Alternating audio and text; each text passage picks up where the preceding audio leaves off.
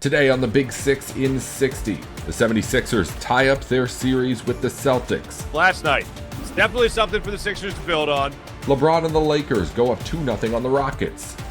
They beat Houston 101-0. And Victor Wembanyama goes down as the Spurs lose to the Trailblazers. And now we wonder what is next. This is the Big Six in 60, the 6 biggest national sports stories from our local experts at the Locked On Podcast Network. We bring you the real story, why it matters, what's next, who wins the big game, and more, all in 60 minutes. The Big Six in 60 starts now. Thank you for making the Big Six in 60 your first listen of the day. Part of the Locked On Podcast Network, your team every day. Today's episode is brought to you by FanDuel. Download the FanDuel app now by visiting FanDuel.com and win $300 in bonus bets if your first $5 bet wins. The 76ers beat the Celtics in Game 2 behind 30 points from VJ Edgecombe to tie the series at 1 apiece. Mark Farzetta and Keith Pompey with Locked On 76ers have more. Goodness gracious, Keith. Last night, it's definitely something for the Sixers to build on. The film session absolutely paid off, not just burning the film or burying the footage, whatever. Or I guess now you can't burn it. It's not actual film. I guess deleting the file. That worked like a charm for the Sixers. And then, I mean, VJ Edgecombe, every ounce of amazing in this game, despite falling hard on his lower back, getting on the exercise bike, leaving the game, coming back, up the tunnel, back in the game. Maxey was clutch down the stretch, especially. PG was an absolute leader. I'm blown away. But before we go any further, I do want to highlight this. You read this right before we hit go on the show. Jeremy saying, keep that same energy from Monday. Hey, credit where credit's due, but I'll only speak for myself here, Keith, but I think you have the same vibe. We're never going to be Paulie Pom-Poms, okay? We're never going to be, hey, let's go Sixers. Let's hope they do it. Like, yeah, I hope they do it. I hope they win every game. But if I ain't feeling it, I'm not just going to conjure up false positivity, especially after a 32-point loss. But, man, the Sixers, they went ahead and they made a beautiful crow pie for us to just devour today, Keith. What'd you make of the win last night? Look, man, Jeremy, look, I'm trying to keep that same energy. But now here's the deal. This is what I thought. Like, so I'm watching the game, and I'm saying to myself, like, okay, the Sixers look good, but when are the Celtics going to just go away? When they're going to do it? So then at halftime, I texted a good friend of mine, and I said to him, hey, you think the Sixers could avoid a third quarter collapse and win this thing? You think they can hold on? And he was like, look, if they keep giving the ball to number 77, they will. And I'm saying to myself, bruh, he had a great first half. He's not going to continue it. Then I thought about it, and I was like, okay, I just gave him a thumbs up emoji because I'm thinking like anything could happen, right? Right. You keep waiting and you keep waiting for the team to come back, and they did. Talking about Boston, but they just couldn't get over the hump. And you got to give everybody their flowers. You know, VJ Edgecombe. Everybody talked about it since the game was over. His 30 and 10.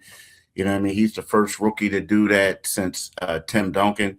He's also the youngest player to do it in NBA history, like younger than Magic Johnson and all that, right? So the fact remains is, though, when you look at the 76ers, the one thing that I will say, and that Jeremy wants us to gives them energy, I would have to say that right now the 76ers have the advantage heading into Game 3. And the reason being is because they came out, they played the lights out. We don't know if Joel Embiid is going to play. Now, both of us said it might just rest up and worry about next year. But if you're the Boston Celtics, not only do you have to try to contain or prepare for Maxey and Edgecombe now, right? You have to put in some practices just in case, and some sets just in case Joel comes back. So right now, heading into the game, I'll have to say that the 76ers have the advantage. Another thing that is, I'm going to give Nick Nurse his flowers because early on when Boston went on that 16-0 run, I'm thinking, oh, it's over. I'm also thinking that, he calls a timeout. Boston is going to, they're going to Sixers maybe go and run, but it's over. Well, the Sixers come back. Boston never switched from his game plan. Not at all. They kept trying to shoot threes. And the one thing about the Boston Celtics, when they make their shots, they look great. But when they miss them, they could lose to anybody. And on this night, with it being in the playoffs, and we're talking about Nick Nurse, and we were critical of him in game one, I got to be critical of the Celtics coach. It's like, dude, you're shooting bricks. Are you going to adjust? Are you going to do something different? And then another thing what they kept doing was they kept giving the Sixers wide open shots, talking about Edgecombe. They were in that drop coverage. And you're saying to yourself, are you going to like guard them? Are you going to do something different? And they didn't. So, Nick Nurse outcoached them. Boston didn't make any adjustments. And the Sixers right now, I think they have the momentum in the series. They're coming home. It was a great win. It really was. It was a great one. Yeah. I mean, it honestly reminded me of the game against the Magic in the play-in. Everyone did their job. Everyone that was supposed to do something did that thing. Maxey was clutch. I mean, Maxey coming out of that timeout knocked down a three to help get momentum going in the Sixers' favor after that 16-0 run after the timeout. That was great. VJ, great first half, phenomenal second quarter where he dropped 16 of his first half, 20 points. And then VJ was great in the third quarter. Maxey was clutch in the third quarter. PG came up big. He was limited a little bit, I think, because of the foul trouble. And then in the fourth quarter, you even heard it after the game. Maxey and Nick Nurse both acknowledged it. Nick Nurse said Maxey just kind of looked at him when they were drawing up something after it was, a 2-point game. Maxey just said, I got it.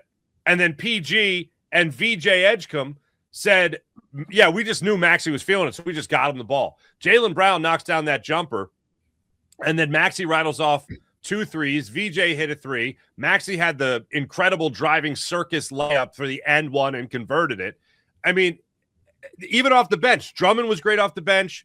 Quentin Grimes knocked down 2 threes. I mean, you're not asking a lot of Quentin Grimes, but to knock down a couple threes was great. And when it came down to it, you're talking about a difference between game 1 and game 2. The Sixers made 4 threes in game 1. Sixers made 19 yesterday in the win. I mean, that is – and Oubre came up when you need him to as well. A couple of great layups, finishing at the rim, and then also knocking down a couple threes as well. I mean, everyone did their job last night. They executed extremely well, and there was absolutely nobody on this Sixers roster that was afraid of the moment. VJ Edgecombe was great. And last thing I'll say about that, Keith, is Maxey had a point last night after the game where he kind of looked at the box score when they asked him about the bounce back, specifically bouncing back from game 1 to game 2. And he was like Bona, VJ, Barlow, and he just went down the list. And he was just like, yeah, it's everybody's. These are all guys that are playing in their first playoff series. And their first playoff game is in Boston against the Celtics. Yeah, that's asking a lot of a good amount of these guys. So to get that under their belt, even Drummond said it. Yeah, maybe you needed to get that out of your way. I mean, I scoffed at it, but I mean, maybe that's exactly what they needed to get that one dud out of the way and then pushing forward with the confidence that, okay, been there, done that, now we'll be better. And that's exactly what they did last night.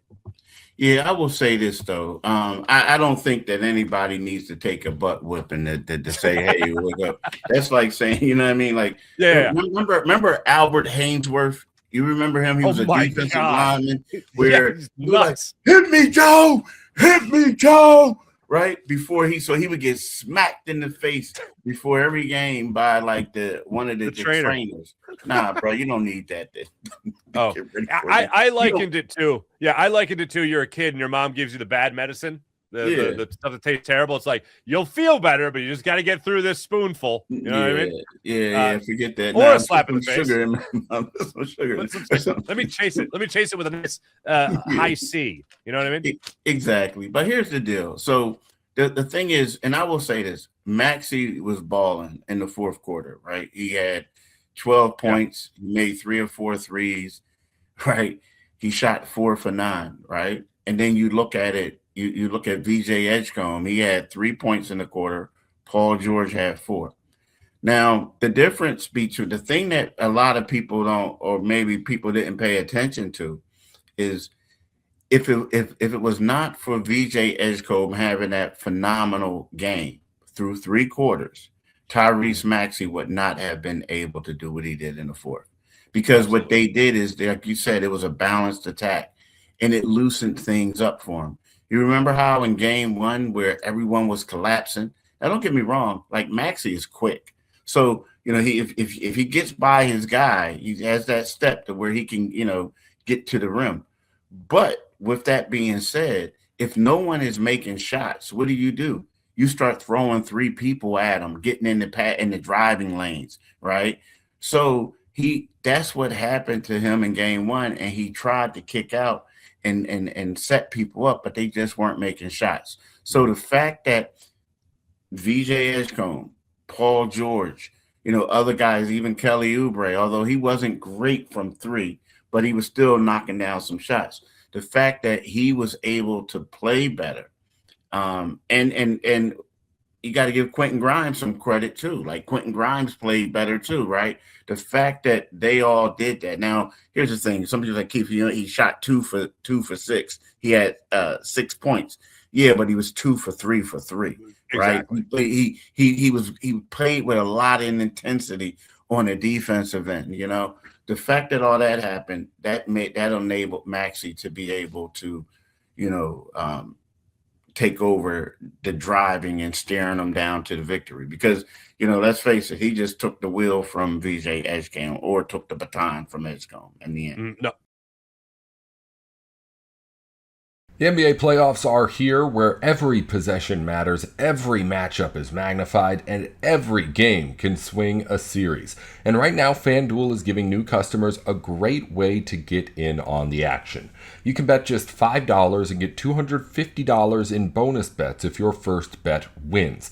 The app makes it easy to follow the action with player stats, trends, and matchups all in one place. And during the playoffs, the extra insight really matters when you're looking at stars, role players, and key moments. It just makes the entire playoff experience more engaging from start to finish.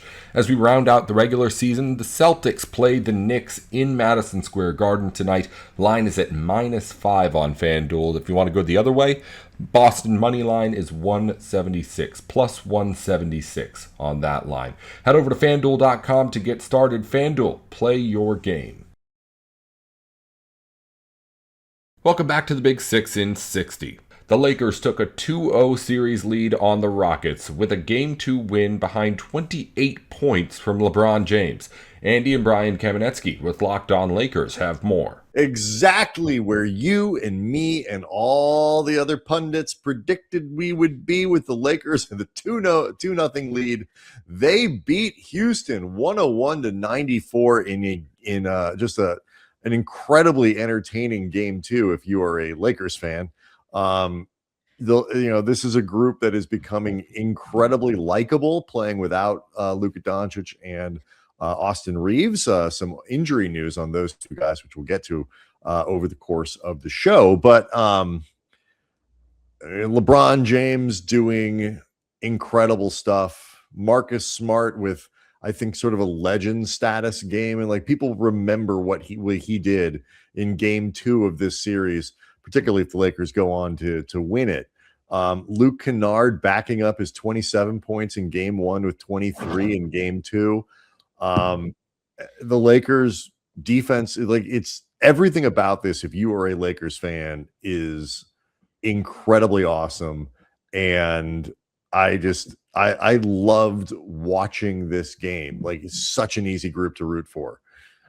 Yeah, it's funny, actually. I mean, I realize the Lakers are the Lakers, and there's only so much underdog or rooting for them because of situation that you're ever going to get just because Google their history, and it doesn't require much explanation. But by Lakers standards, and I think also, as much as LeBron has rubbed a lot, I mean, he's obviously, let's not overstate this, LeBron is obviously an insanely popular athlete. Like, I don't care if you want to talk about polarizing or, people not liking certain passive aggressive stuff, or, the chosen one tattoo. The guy is insanely popular. You don't become worth $1 billion. No, sure. I know where you're going with this, though. Right. Absolutely. Right. But by LeBron's standards, at 41, while missing his best teammate and arguably the second best player on the team, the guy that's been slated, if nothing else, Austin Reeves, to be the second best player, and Luka Doncic is a top 5 player in the league, the future, current actually, and future franchise face.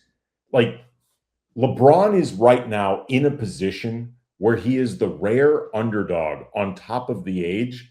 And I do think there are going to be a lot of people, even if they don't like the Lakers or don't like LeBron or both, they're going to kind of be rooting for this in spite of themselves, just because, goddamn, man, this is pretty impressive. Like, and it's an interesting story. Like, I think for a lot of fans, if LeBron had been seen as, either behind Luka and Austin or part of what would be more of a stacked team, it would still be impressive, but it wouldn't be the same type of kind of rooting for him. Like, it would not surprise me if there is, again, by relative standards, among non-Laker, non-LeBron fans, some rooting. And either way, though, what this team is doing right now is really impressive and should have fans not just excited, but, corny as it may sound, proud of them. Like, proud of the way they are fighting and actually winning this series. 100%. Like, as a fan, you want to like your team. You always kind of want them to win, but some teams are more enjoyable to root for than others. This is as close, to your point, as a plucky little Lakers team as you're ever going to get, for all the reasons you mentioned. The numbers for your 3 stars in this game, obviously the Lakers production heavily tilted to the starting lineup.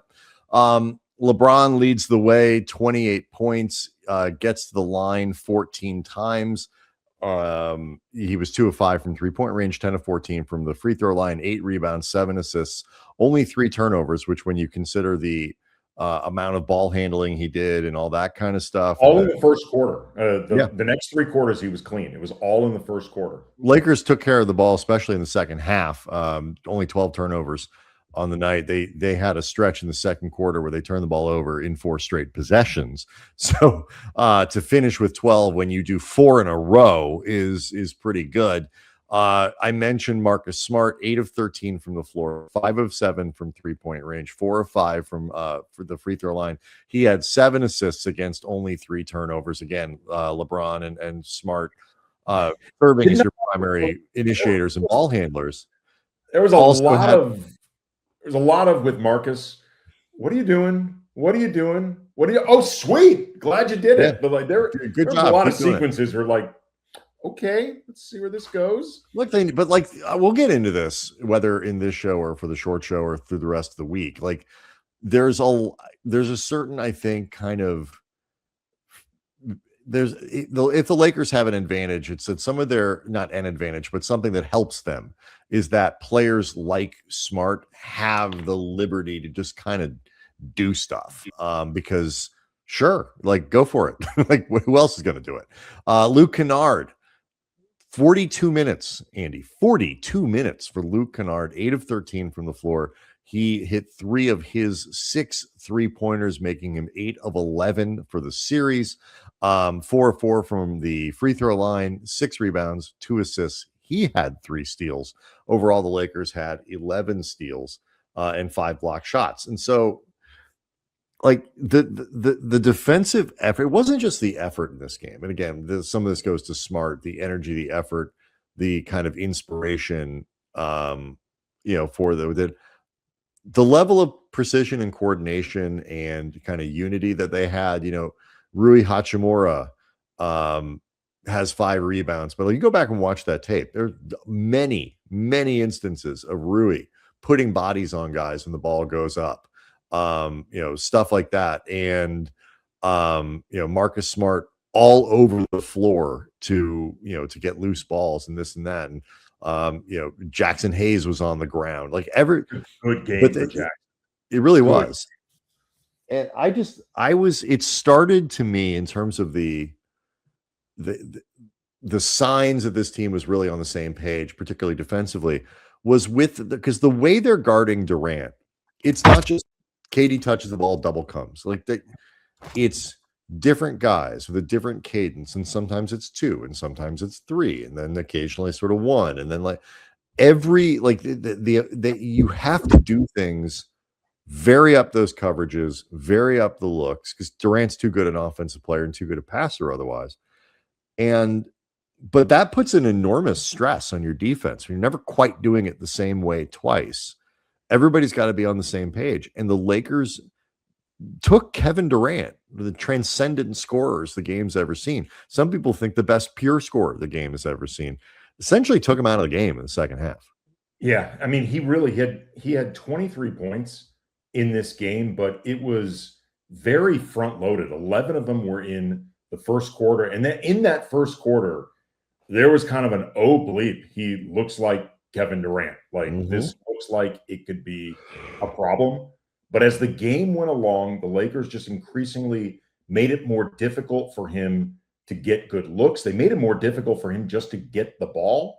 And then they really made it difficult for him to actually hang on to the ball. He turned the ball over 9 times. Like whether 9 times? 9 times.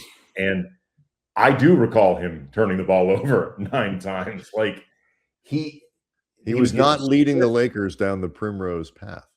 He was getting stripped. He was throwing bad passes. And as we've seen, Kevin Durant over the last few games, very frustrated, in part by the way the Lakers are defending him, but also very clearly that his teammates cannot make it easier for him. Like, this is going to be a game where if he's on a burner talking bleep about him, I kind of don't blame him. I don't even think he should be on a burner. I think he should just use his regular phone and his regular accounts, because those people, look, I mean, here's the deal. The Lakers were very clearly like, okay, we are willing to accept a certain amount of damage done by other Houston Rockets. Like, okay, fine, we'll take it. Durant was very effective early. The Lakers made switched up their coverages a little bit, made it very clear someone else is going to beat us. And Houston never, with any level of consistency, made the Lakers pay for often wildly overplaying Durant. Like, not even just like a little bit, shading towards him, whatever, wildly and incredibly aggressively overplaying Durant and just daring teams, other players, to beat him. The Spurs lost Game 2 to Portland, 106-103, but more importantly, Victor Wembanyama entered concussion protocol after a scary fall. Casey Vieira and Devin Brown with Locked On Spurs have the recap. But Game 2 defeat for the San Antonio Spurs to the Portland Trail Blazers. They evened the series after a 106-103, knotting things up at 1 game apiece as the series shifts back to the Pacific Northwest. But the big story tonight, Victor Wembanyama's health in the immediate and in the long term of the sense of this series. Exiting with a concussion, and now we wonder what is next on a night, my friend, that a whole bunch of question marks remain, and we have at minimum 48 hours to get an answer. But when you focus on the game and you focus on the numbers and just the overall outcome, a tough night for the Spurs. Well, it's the NBA playoffs, Casey, and we have to break this thing down because unfortunately some things have shifted in the series. So let's get right into it. This is what you'll be talking about.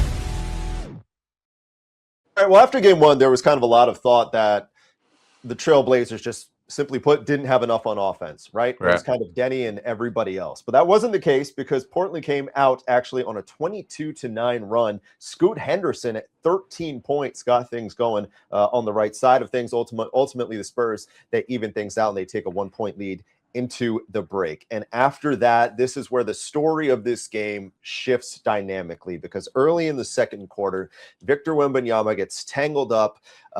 Essentially, Drew Holiday pulls the chair on him, and as a result, Wemby kind of just can't control his momentum. He goes down, smacks his face on the court, By the looks of it, he looks like he's out because he is not moving a whole lot.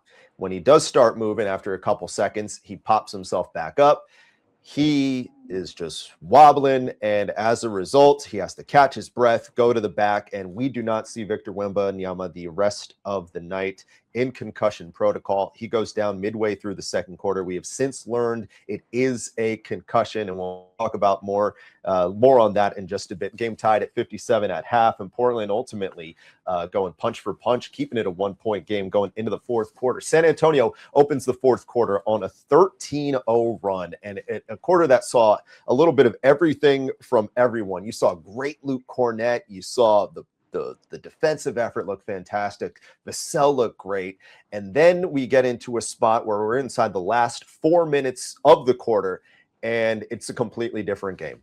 And if you were familiar with us, if you came out with us, came and hung out with us on occasion, one thing that we've always talked about here is the Trailblazers' ability to just turn that defense up to 11 and get stops, and they did exactly that. Pair that with no Victor, pair that with some timely shot making. As a whole, it leads to San Antonio going on a stretch, a 4-minute stretch where they're outscored 12-2. And it turns from a 7-point lead into a 3-point hole with 5 seconds left to go. Devin Vassell gets a chance to win the game, tie the game, misses a 3 at the horn, and the Spurs ultimately lose, and the series as a result is tied at 1 game apiece. Fox, 17 points on 6 of 16 from the field. Vassell, 16 points, 6 of 16. Castle, 18, 8 and 5. 7 of 20 from the field. Scoot Henderson, just an awesome night, 31 points, 11 of 17. Victor Wembanyama, however, of course, the big conversation, because what we do now is the only thing Wemby can do, and all of the city of San Antonio can do right now is just wait 48 hours, because what the concussion protocol reads, at least per the guidelines, Devin, it says that as a result, he has 48 hours of inactivity and recovery, and then he has to hit a couple of, I guess, for lack of a better term, benchmarks, so to speak, before they make the next decision. And then the league has to send their own doctor in to give a verdict as well. So if you look in the short term, not looking great, but here we are. And you're still looking at a 1-1 series tie at the end of the night. Yeah, unfortunately, Victor tried to make a great move to the basket, lost his balance. And I know people are going to, say things like, oh, you got to learn how to fall, big fella, and things like that. But, looking at the replay, there was really no way he can get his hands in there to brace himself. So, unfortunately, I only looked at it twice. That was enough for me. It was a nasty fall. We're just going to have to wait this thing out and hear the news. But, from a player's standpoint, I got to see how I feel tomorrow, going into the practice facility is, make sure that, how I sleep tonight and, what I feel like in the morning, because, he's a young man and, they bounce back better. I'll tell you right now, if that was me taking a fall in the 35 and over, I would have just stayed there for a couple of days. But he is 22. So, we just got to wait and see the news. Really, that's all I have for you. I mean, it was just unfortunate. But I will tell you this, I have been in playoff series before where all of a sudden the series can turn like this, Casey. And it's has all the potential to do exactly that. It's a spot where San Antonio tonight, they found themselves in many of times, I say many, multiple times, maybe not many, multiple times, and trying to overcome a Victor Wembanyama injury. As we know, this year they went 13-5 without him on the floor. What is kind of curious now, though, what we worry about, and by the way, we have our friend Matt Tynan. He is currently at the game, at the press conference. So anything Mitch Johnson that comes about, we'll let you know once it comes through. But for me, the question mark now lies in what we saw tonight and whether this team, simply put, has enough, because doing what they do in the regular season is different than where the game turned tonight. Time to reveal where the game was won or lost. It's the turning point. Because after the Spurs, they take in 7-point lead, should say 7-point lead with 4 minutes left. And like I said, a 12-2 run ultimately turned the tide. But during that stretch, the three offensive facilitators at that point, the guys you're going to get yourself a bucket or you're aiming to, did not show up. You had Fox 0 of 4, Castle 0 of 2, Devin Vassell 0 of 2 in a stretch that only saw them put up 4 points during that time frame over the final 4 minutes and change. It's alarming because you give them the benefit of the doubt from the extent that we saw them do a whole lot of things great in the spot this season. Mm-hmm. But this is the first time we've seen them in that spot with things amplified, blowing a 14-point lead. They're going to have to probably go back to the drawing board with this a little bit. The NBA playoffs are here, where every possession matters, every matchup is magnified, and every game can swing a series. And right now, FanDuel is giving new customers a great way to get in on the action. You can bet just $5 and get $250 in bonus bets if your first bet wins. The app makes it easy to follow the action with player stats, trends, and matchups all in one place. And during the playoffs, the extra insight really matters when you're looking at stars, role players, and key moments. It just makes the entire playoff experience more engaging from start to finish. As we round out the regular season, the Celtics play the Knicks in Madison Square Garden tonight. Line is at -5 on FanDuel. If you want to go the other way, Boston money line is 176, plus 176 on that line. Head over to FanDuel.com to get started. FanDuel, play your game. Welcome back to the Big Six in 60. The Boston Bruins beat the Sabres 4-2 in a Game 2 that evens up the series at a game apiece.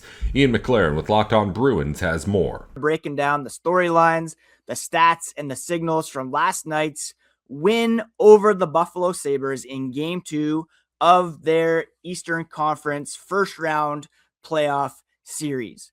The Bruins escaped with a 4-2 win. There were some tense moments after the Bruins were up 4-0. The Sabres were able to score 2 goals fairly late, bringing us all back to the trauma that was Game 1, where the Sabres were able to come back and take the victory. Thankfully, on this night, in which Jeremy Swayman recorded 34 saves on 36 shots, it was Victor Arvidsson, Morgan Geekie, and Pavel Zacha doing enough damage, and the Bruins able to lock things down in order to get the win, tie the series, and head back to Boston now with home ice advantage over the remainder of this series. Now, one of the big storylines heading into Game 2 was the need for some secondary offense for the Boston Bruins. Game 1, the scoring came all from the first line, which was Elias Lindholm, Morgan Geekie, and David Pastrnak, scoring that late goal to make it 4-3. Pretty inconsequential goal there. But it was incumbent on Pavel Zacha, Victor Arvidsson, and Casey Middlestat to come alive. That's been one of, if not the Bruins' best and most consistent line over the course of the season. And lo and behold, the trio of Casey Middlestat, Pavel Zacha, Victor Arvidsson combined for 5 points, including 3 goals and 2 assists on the way to a Bruins 4-2 win over the Buffalo Sabres in Game 2 at KeyBank Center. Victor Arvidsson himself had 2 goals, and both of them were just unbelievable efforts from Arvidsson, especially the first one where he just charged into the zone, held off the defenders, and was able to go backhand on Ukko-Pekka Luukkonen. Marco Sturm had called out those guys specifically on Tuesday morning, and he said he did it for a reason. They needed a poke. Think back to the Facebook era where we would poke some people to get their attention. That's all. He knew RV very well. He's a guy who takes things very seriously, who takes things to heart, and he knew he was going to have a good night. That line played to the Bruins' identity. Let's put it that way, Sturm said. That was Bruins hockey right from the start to finish. It was a scoreless first period, but then the Bruins broke out for 3 goals in the middle frame, starting with Arvidsson. Well, really starting with Middlestat, the former Buffalo Sabre, often booed when he's got the puck in Buffalo. He battled along the walls, knocked it loose to Jonathan Aspero, who sent a pretty nice outlet pass up to Victor Arvidsson, and he got behind the defense, slipped a backhander 5-hole to make it 1-0. His 16th career playoff goal. Good for second most on the Bruins behind David Pastrnak. And that was Aspero's first ever NHL playoff point as well. Primary assists. Nice look for him. Arvidsson said he thought the Bruins skated harder, battled a little harder, and they came into it with that mindset because they knew that they had let things slip away in game 1. They had to have that mindset, and they had to keep it going until the final buzzer. Could not rest even on the laurels of a 4-0 lead. The Bruins did widen the gap to 2-0 with one of the craziest playoff goals you are ever going to see. Just a simple looking dump in play by Morgan Geekie, who launched a backhanded, I wouldn't even call it a shot. He just flipped it backhand from center ice into the Sabre zone, and it bounced past Luukkonen, Sean Kuraly, David Pastrnak getting the helpers, and Geekie said he's never scored a goal like that, and he doesn't think he ever will again. He was just trying to dump it in and go. Lucky bounce. Nice to see it go in. And he said he thought they started playing in their end a little bit more after that and tried to have the mentality of pucks on net. This is a crazy goal for a guy to score after going a full calendar month without a goal. Like, he went from early March into April on this lengthy goal drought, and then he scores a hat trick late in the regular season. He's got a couple goals here in the playoffs already, and then dump it in, bounces past Luukkonen into the back of the net, and turns out that was a pretty important goal. Zacha closed out the second with a power play goal to make it 3-0 for the Bruins. And then Arvidsson struck again just 16 seconds into the third period to put the Bruins ahead 4-0. Again, Jonathan Aspero, vital on this play. He got the puck behind the net in the defensive zone, zipped it up to Middlestat, who chipped it up to Arvidsson to snap past Luukkonen, who was then pulled and replaced by Alex Lyon. Aspero, Middlestat with their second assists of the game on the play. 2-point game for Jonathan Aspero, which is unbelievable. But Victor Arvidsson was the hero on this night. Pavel Zacha calling him a great player. Tuesday morning prior to the game, they talked as a line about what they needed to do and being strong on the forecheck, creating more chances. He's happy that it paid off. Now, the Sabres did make a push in the final 7 minutes of regulation. Bowen Byram, Peyton Krebs scoring with about 5 minutes remaining to make it 4-2. There were Jeremy Swayman chants raining down from the stands, but he locked it in the rest of the way, just as he did all night and as he has done for the majority of the season and this series. 34 saves, and, hearing the chants from the crowd's part of the game. It's his job to stay focused and enjoy it, he even said. A kid from Alaska never thought in a million years he'd get his name chanted by 20,000 people. Pretty incredible feeling, he said. I don't know if I'd feel that way, knowing my sensitivity to things, but for him to kind of relish that is pretty crazy. He understood that you have to earn it. You're only as good as your last game, and that's a big motivator going forward. Now, this game was not without some theatrics. Things got pretty chippy through the contest, especially in Swayman's crease, but his teammates were there to stand guard, and Nikita Zadorov, who had 10 hits in the opening 2 games, was naturally at the center of the scrums. He said when he grew up, all his coaches were telling him to protect his goalie. So when somebody slashes his goalie, it's his job to step in. If they want to keep doing it, they want to keep getting it. That's how it is. Love that from Zadorov. You know that he is so pumped to be playing playoff hockey with the Boston Bruins. He signed here with a view to becoming a contributing member to a team that gets back to playoff relevance. Last season did not happen, but this season they're here. And Jeremy Swayman certainly appreciates the effort from the guys in front of him. That's an identity, he said. Everyone knows that. He feels extremely confident in his blue paint because of that. They, meaning his defensemen, his forwards, allow him to play free and understand that you're going to get contested if you come into his crease. So those are the big storylines from last night's game. Swayman locking it down. Zadorov having his back. The second line coming alive. And the Bruins able to withstand the late Sabres attack and come out of it with a 1-1 series tie as they head back to Boston for Game 3 on Thursday.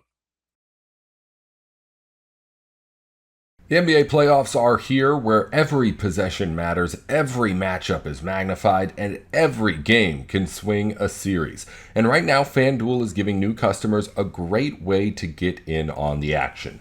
You can bet just $5 and get $250 in bonus bets if your first bet wins. The app makes it easy to follow the action with player stats, trends, and matchups all in one place. And during the playoffs, the extra insight really matters when you're looking at stars, role players, and key moments. It just makes the entire playoff experience more engaging from start to finish. As we round out the regular season, the Celtics play the Knicks in Madison Square Garden tonight. Line is at -5 on FanDuel. If you want to go the other way, Boston money line is 176, plus 176 on that line. Head over to FanDuel.com to get started. FanDuel, play your game. Welcome back to the Big 6 in 60. The Utah Mammoth beat Vegas 3-2 in Game 2 to tie up their series with the Golden Knights at 1-1. Robin Leano and Tom Callahan with Locked On Mammoth have more. The 60 minutes in Game 1 compared to the 60 minutes in Game 2. What are your thoughts? I liked overall how Utah answered in the comparison. Like you and I challenged Utah to do a couple of different things, and they did. There still were some issues I looked at, and I thought, okay, they shouldn't have been doing this, especially the first 20 minutes. I was like, okay, this is going to make me nervous. But in the end, they closed it out. And to me, that's all that matters. They got the split. It's a 1-1 series. 20 minutes in, you could be forgiven for being a little freaked out. It was 1-1, but they were outshot 10-6.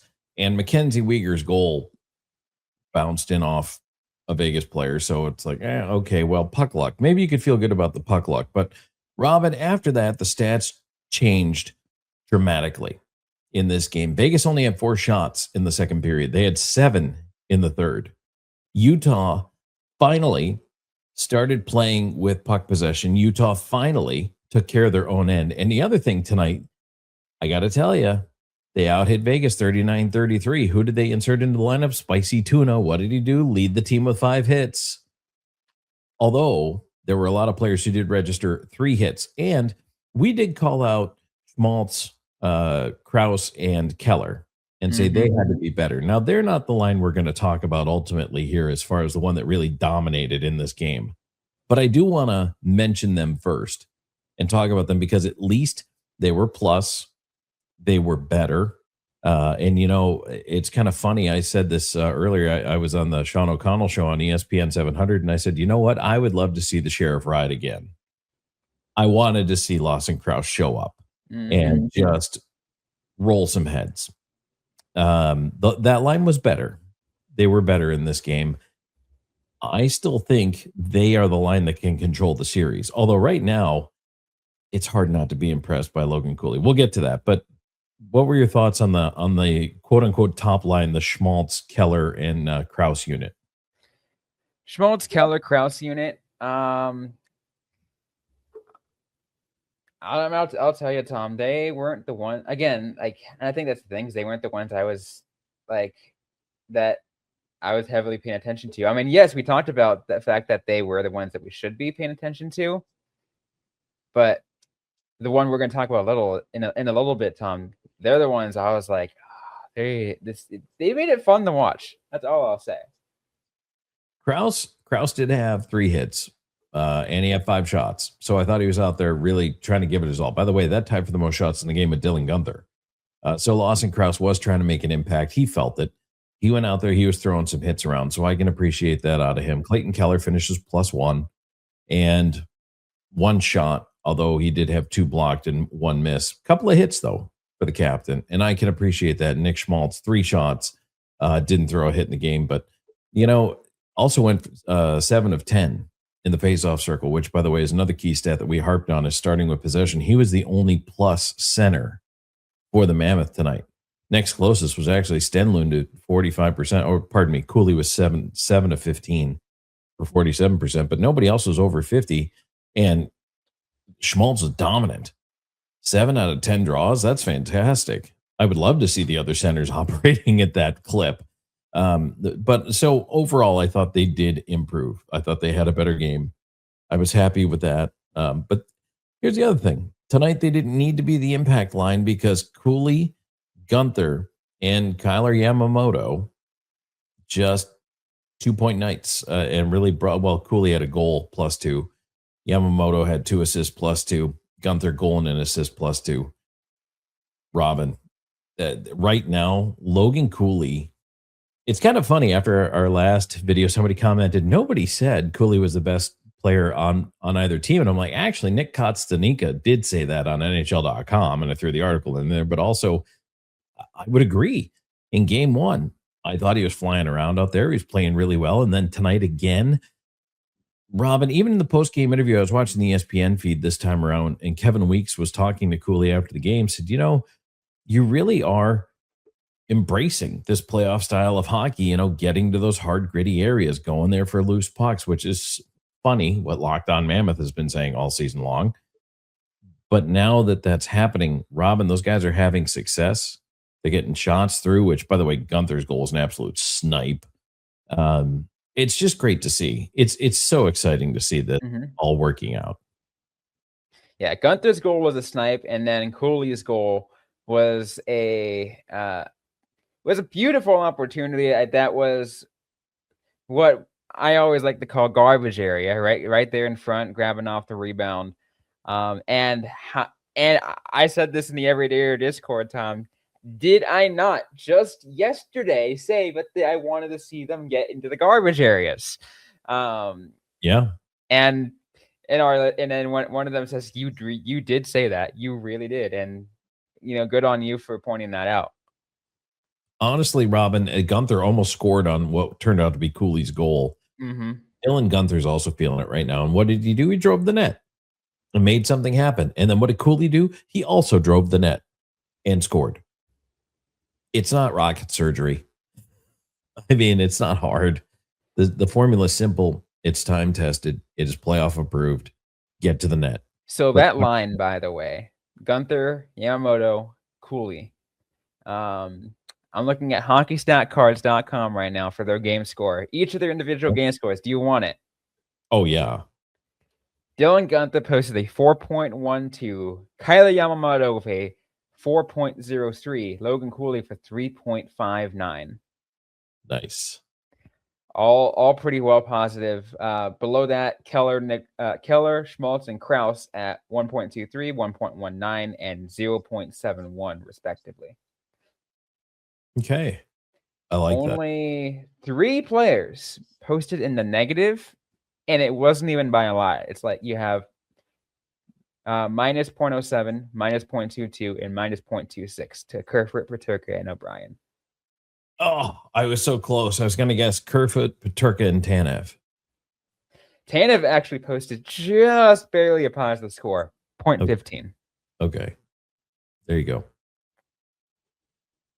Well, eyeball test doesn't really fail, does it? I mean, the cards don't lie, but I'm looking at cards. We use the cards to confirm some of the things that we've already seen. Yes. Although I will say for Paterka, 3 shots tonight, 3 hits. He is out there trying. Not his best game, and certainly he hasn't had an impact in the series yet. But overall, I don't mind the game. Like, I'm just trying to think back, Robin. Yeah, first period aside, okay. The second was really good as far as keeping Vegas away from anything dangerous, and even in the third, they just played better. That's the Utah team that when they get it going, and actually, again, we've been over here talking about it. Take care of the puck. Take care of your own end. It got a little scrambly at the end with the net empty. And then they didn't really freak out when Vegas would tie it. Right. They didn't freak out and say, "Oh no, they're coming." They just held their ground, played their game, did what they needed to do. Again, getting right there in that net front presence to get those scoring opportunities back. And exactly that is what gets them the win. The NBA playoffs are here, where every possession matters, every matchup is magnified, and every game can swing a series. And right now, FanDuel is giving new customers a great way to get in on the action. You can bet just $5 and get $250 in bonus bets if your first bet wins. The app makes it easy to follow the action with player stats, trends, and matchups all in one place. And during the playoffs, the extra insight really matters when you're looking at stars, role players, and key moments. It just makes the entire playoff experience more engaging from start to finish. As we round out the regular season, the Celtics play the Knicks in Madison Square Garden tonight. Line is at -5 on FanDuel. If you want to go the other way, Boston money line is 176, plus 176 on that line. Head over to FanDuel.com to get started. FanDuel, play your game. Welcome back to the Big Six in 60. Duke landed Wisconsin transfer John Blackwell, one of the top guards in the portal yesterday. JJ Jackson with Locked On Blue Devils has the story. John Blackwell, the former Wisconsin Badgers star in the transfer portal, commits to Duke. He says, "That's where I want to be." The visit went so well yesterday. He says, "Duke is the place for me." So we'll talk about all that and more here with Kevin Conley from Ball Durham on the show. I've got Kevin here with me now. And Kevin, what a big get this is for Duke. You already learned about Caden Boozer returning. Patrick Gungman II says he wants to come back for another year. Sebastian Wilkins also, we got news. He'll officially come back, expecting the same to be played for Dami Sarr. We can go down the line, but let's just start big picture. What an addition this is for the Blue Devils to get John Blackwell.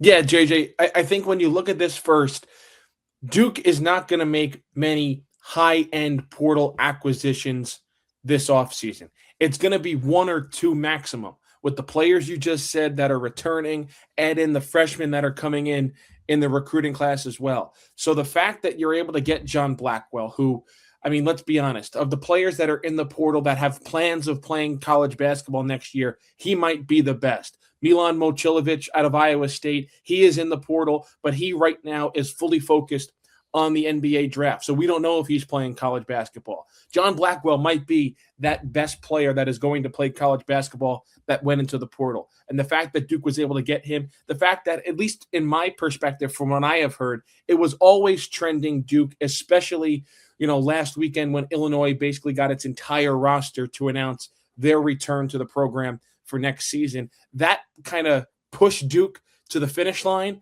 and that they were going to get Blackwell. I never thought UCLA was serious. Obviously, Louisville wasn't that serious. Let's be honest. There's only so much money to go around, and if they reportedly paid $9 million for Flory Badunga, Jackson Shellstat, and then whatever they paid for Carter Knox, I don't care how rich you are. There's just not enough money for a guy like John Blackwell. So everything was lining up in Duke's favor. All they had to do was, seal the envelope, and get this thing to the finish line. And they're able to do it. He visited on Monday. He commits on Tuesday. And this is major for Duke because I don't know if he's going to be in line to be their leading scorer next year, but he's certainly going to be one of their top 3 scorers, if you ask me.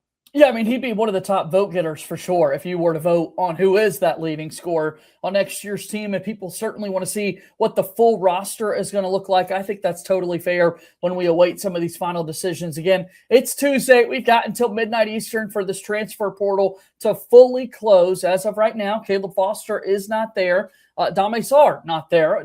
There's no expectation that Sarr would end up there. We just haven't heard any official announcements from him. Same goes for Isaiah Evans. And Cam Boozer. I think it'd be crazy if Cam Boozer enters the transfer portal at this point as he's off to the NBA. But this is the big news that John Blackwell is deciding to commit to Duke for this upcoming season. Let's take a look at some of his numbers specifically here this past year. 34 games played, nearly 34 minutes per game there as a 19 points per game score, 5 rebounds, 43% shooting from the floor, nearly 39% from three-point range, and an 86% free throw shooter.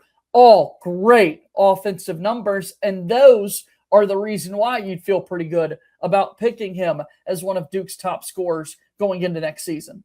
Yeah, JJ, look, when you look at his games and his performances this season, yes, early in the season, there were some great games. You look at the game in early January when he went for 26 points in Wisconsin's stunning win on the road against Michigan. But he truly got better as the season went on, and especially in the postseason. You look at 34 points against Washington in the third round, Wisconsin's first game of the Big Ten tournament. 31 points in the quarterfinals of the Big Ten tournament against Illinois in an overtime win. 22 points in the first round of the NCAA tournament. Yes, I know Wisconsin lost that game to High Point, but he shot 8 of 16 from the field and 3 of 5 from three-point range. He had a double-double in that game with 22 and 10. So this is a player that got so much better as the season progressed. You can really see the jump he made from his freshman season, averaging only 8 points per game for Wisconsin, then to his sophomore season when he became a full-time starter and bumped up his scoring numbers to 15.8 points per game. And then this year, almost career highs across the board when you look at scoring, when you look at three-point percentage. So, yeah, John Blackwell, he's only gotten better as his career has progressed, and you're hoping that continues next year with Duke. Now he gets to play on the biggest stage. Now you're playing for Duke. You'll be featured in so many spots. And I know that that's obviously a sales pitch in and of itself. And John Shire's gotten so good at making the pitch from his years as a player to being on staff with Mike Krzyzewski, now running his full thing and asking Mr. Blackwell to be one of the key guys. Man, it's firing. It's exciting to think about what this next year could bring. John Blackwell's already started a little bit of a media tour. He appeared on the Field of 68 with Jeff Goodman talking a little bit about what was happening in terms of Duke's pitch. A quote from Blackwell, the Duke pitch: "Come here, have freedom. You can come here and be a draft pick, and that's always my dream. Come here and help us win a national championship. I love the campus. I love the people surrounding Duke. That's why I made the choice to be a Blue Devil." That's pretty selling. I love it. He's obviously championship-oriented, championship-focused. And Duke, we pride ourselves on having all these guys across the NBA and the careers that they're able to put forward and make. So kudos to John Blackwell for making this decision. I think he's really going to enjoy it, and I know for sure we're going to love getting a chance to cheer him on this basketball season, Kev.